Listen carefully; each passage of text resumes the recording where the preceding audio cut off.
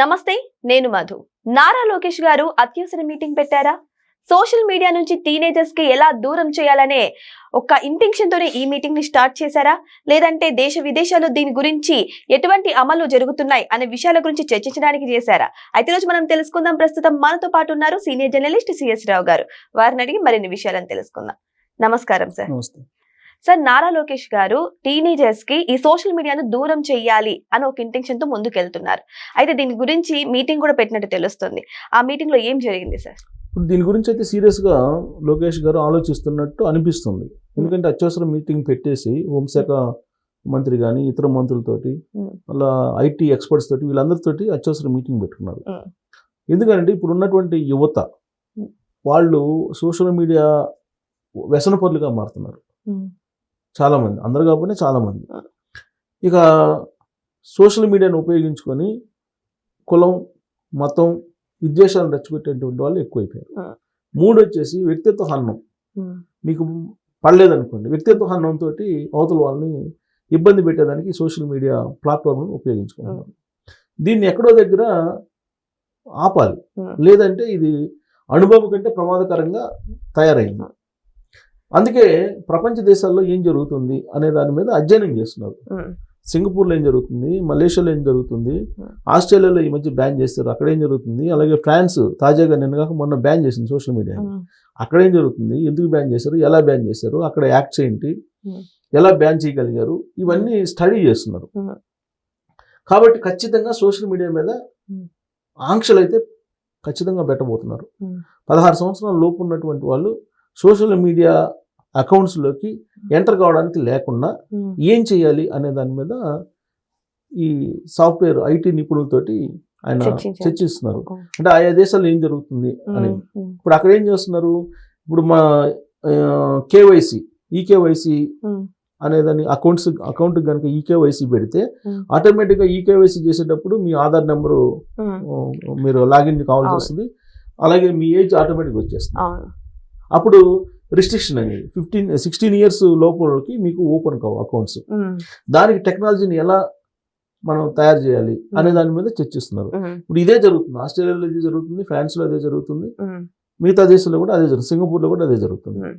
So కాబట్టి ఈ దేశాల్లో జరుగుతున్నటువంటి విధంగా ఈకేవైసీ చేయడం ద్వారా ఈ సోషల్ మీడియా అకౌంట్స్ 16 సంవత్సరాల లోపలకి అందుబాటులో ఉండటానికి లేకుండా చేస్తే సమాజం బాగుపడుతుంది, లేదంటే తప్పుదో పడుతుంది అనేటువంటి ఆలోచన చేస్తున్నారు. దీని మీద ఒక రకంగా వ్యతిరేకత వస్తుంది, డెఫినెట్గా వస్తుంది. ఎందుకంటే మంచి మాట చెప్పినప్పుడు ఎవరు వింటారు, అదే చెడు మాట అయితే వింటారు. ఇప్పుడు ఎగ్జాంపుల్, చిన్నపిల్లలు ఉంటారు, కాలే నిప్పు ఉంటుంది, దాన్ని తాకడానికి వెళ్తారు, వద్దని నుంచే వింటారు, ఏడుస్తారు. అది పట్టుకుంటే కాలిద్దని మనకు తెలుసు కాబట్టి వాడిని నియంత్రిస్తాం, కానీ వాడికి నచ్చదు అది. సో అలాగే ఇప్పుడు మనం టీనేజర్స్ని కట్టడి చేసాం. 16 ఇయర్స్ లోపలకి సోషల్ మీడియా చూడటానికి లేదని చెప్పి రిస్ట్రిక్షన్ పెట్టాం అనుకోండి, డెఫినెట్గా ఇప్పుడు ఉండేటువంటి జనరేషన్ వీళ్ళ నుంచి కొంత వ్యతిరేకత వస్తుంది. కాకపోతే వాళ్ళలో అవగాహన కల్పించాలి, అవగాహన కల్పించి ఈ చర్య తీసుకోవాలి. ఒకటి. నెంబర్ 2, 16 ఇయర్స్ వాళ్ళకి సోషల్ మీడియాలో ఎలిజిబిలిటీ ఉంది, చూడొచ్చు. కాకపోతే ఐటీ యాక్ట్ సెక్షన్ 46 ప్రకారం మీరు వ్యక్తిత్వ హననం చేస్తూ లేదంటే మత విద్వేషాలు, కులపరమైన విద్వేషాలు రెచ్చగొడుతూ పోస్టులు పెడితే అది నేరం. కాకపోతే ఈ మధ్యకాలంలో సుప్రీంకోర్టు ఒకటి ఇచ్చింది, సోషల్ మీడియాని నియంత్రించడానికి లేదు, దానికి భావ ప్రకటన స్వేచ్ఛకు ఉపయోగించుకునేటువంటి ప్లాట్ఫారం కాబట్టి మీరు దాని మీద ఒకవేళ ఏదైనా చేసినా కానీ మీరు కేసులు పెట్టొద్దని చెప్పి ఏదో తీర్పు ఇచ్చింది ఈ మధ్యకాలంలో. ఆ తీర్పును కూడా పరిశీలిస్తున్నారు.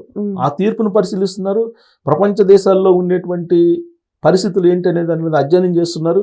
ఇక్కడ ప్రత్యేకించి ఆంధ్రప్రదేశ్లో ఏ విధంగా రిస్ట్రిక్ట్ చేయాలి సోషల్ మీడియాని అనేది ఆలోచిస్తున్నారు. సో కాబట్టి సీరియస్గా ఇప్పటికే 2 మీటింగ్లు అయినాయి. రాబోయే రోజుల్లో ఖచ్చితంగా దీని మీద ఒక డెసిషన్ అయితే తీసుకునే అవకాశం ఉంది.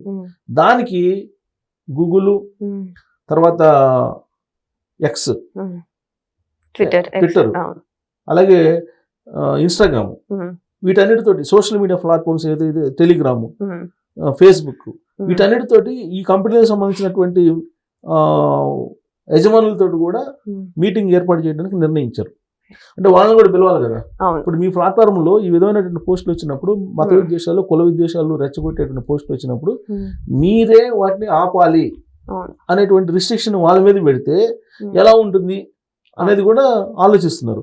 సో టోటల్ గా దీన్ని స్మూత్ గా ఏ విధంగా డీల్ చేయాలనేది మాత్రం ఆలోచిస్తున్నారు. ఇదంతా దేనికోసం? మెరుగైనటువంటి సమాజం కోసం. ఇప్పుడు ఆల్రెడీ చాగంటి కోటేశ్వరరావు గారిని సలహాదారుగా పెట్టారు. ఆయన పిల్లలకి ఎలా ఉండాలి సమాజంలో, పెద్దలంటే ఎలా గౌరవించాలి, మన జీవిత పరమార్థం ఏంటి, మన జీవిత లక్ష్యం ఏంటి, మన జీవిత విలువలు ఏంటి, ఇవన్నీ నేర్పిస్తున్నారు ఆయన. ఆయన నేర్పించేటువంటి వాటికి అట్రాక్ట్ గారు జనరల్ గా ఎవరు వినడానికి కూడా ఇష్టపడరు.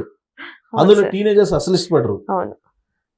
అదే సోషల్ మీడియాలో అయితే ఇష్టపడతారు. సోషల్ మీడియాలో మరి ఎలాంటి మనకు రష్ వస్తుందో మనం చూస్తున్నాం. ఆయన వచ్చేటువంటి రష్ ఎలా వస్తుందో దాని మీద డిస్కషన్స్ ఎలా జరుగుతున్నాయి ఈ మధ్య చూస్తున్నాం కదా. 2 రోజుల నుంచి మనం చూస్తున్నాం కదా. ఎమ్మెల్యేది వచ్చింది. ఆ ఎమ్మెల్యేది రాగానే దానికి ప్రీవియస్ గా ఏం జరిగింది అనేది ఆ వీడియోలు వస్తున్నాయి. టీనేజర్స్ ఇవే చూస్తారు కదా. పైగా చూడమని చెబుతున్నారు ఎమ్మెల్యేలు కొంతమంది, మాజీ ఎమ్మెల్యేలు కొంతమంది చూడమని చెబుతున్నారు కదా. సో చూస్తారు, చూసి దాని కామెంట్లు చూస్తారు. కామెంట్లలో కిక్ ఉంటుంది. ఆ కిక్ వాళ్ళు ఎంజాయ్ చేస్తుంటారు. సో కాబట్టి ఇప్పుడు గంజాయి డ్రగ్స్ తీసుకున్నటువంటి వాళ్ళని బయటికి తీసుకురావాలంటే ఎంత కష్టమో అంతకంటే కష్టం సోషల్ మీడియాకి ఎడిక్ట్ అయినటువంటి వాళ్ళని బయటకు తీసుకురావటం. అందుకే సమాజం ఎప్పుడు కూడా సంపద, మన సంపద అని అంటే డబ్బు కాదు. ఎప్పుడో చెప్పారు, దేశం అంటే మట్టి కాదు, దేశం అంటే మనుషులే. మనుషులు అంటే ఊరికి ఆకారానికి కాదు. నీకు వివేకానంద చెప్తారు, ఉక్కు లాంటి నరాలు ఉండేటువంటి యువత కావాలి అని చెప్పి చెబుతారు. ఇప్పుడు లేటెస్ట్ గా ఒక స్టేట్మెంట్ ఇచ్చారు. మలేషియా అతను అనుకుంటా మంత్రి, మలేషియా మంత్రి ఒక స్టేట్మెంట్ ఇచ్చారు. ఇప్పుడు అంతా ఆ దేశం అల్లకొల్లం అవుతుంది. దేనికంటే అతను చెప్పింది ఏంటంటే ఇప్పుడు ఉండేటువంటి యువత ఉద్యోగంలో ఉండేటువంటి ఒత్తిడి కారణంగా గేలుగా మారిపోతున్నారని చెప్పి మా మంత్రి హోదాలో పార్లమెంట్లోనే చెప్పాడంట.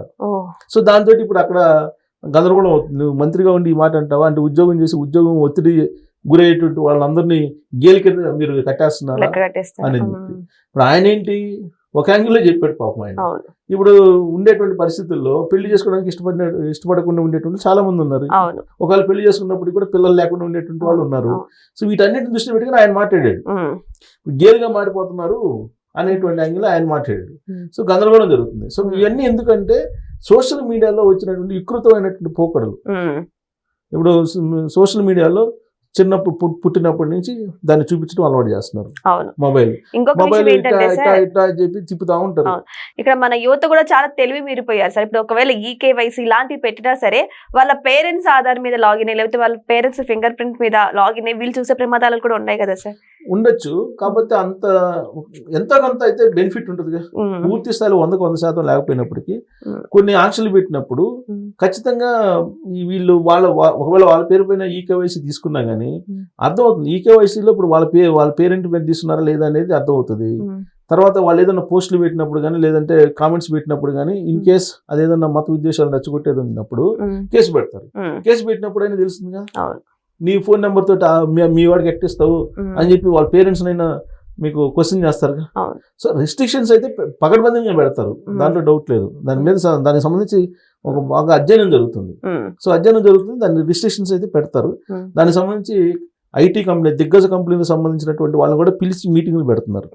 సో వాళ్ళ నుంచి ఈ ప్లాట్ఫామ్ లో పలాని వీడియోస్ ని రిస్ట్రిక్ట్ చేయండి అని చెప్తే ఇప్పుడు మనం వీడియోలు పెట్టాం అనుకోండి, ఇప్పుడు వీళ్ళ కమ్యూనిటీ గైడ్ లైన్స్ అని ఉంటాయి. ఈ కమ్యూనిటీ గైడ్ లైన్స్ కి వ్యతిరేకంగా మనం కంటెంట్ ఇచ్చాం అనుకోండి, వాళ్ళే మనకి గోల్డ్ సింబల్ వేస్తున్నారు.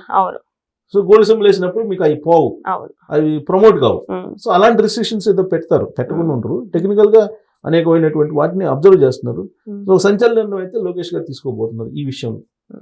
సో ఏదేమైనా సరే నారా లోకేష్ గారు సంచలనంగా యువతకి అంటే టీనేజ్ యువతకు సోషల్ మీడియాను మాక్సిమం దూరం చేస్తేనే బాగుపడతారనే నిర్ణయంతో అయితే ఈ నిర్ణయం తీసుకోబోతున్నారు. మరి వెయిట్ చేసి చూద్దాం ఇది అమల్లోకి ఎప్పుడు వస్తుందా అని. Thank you so much. Thank you sir.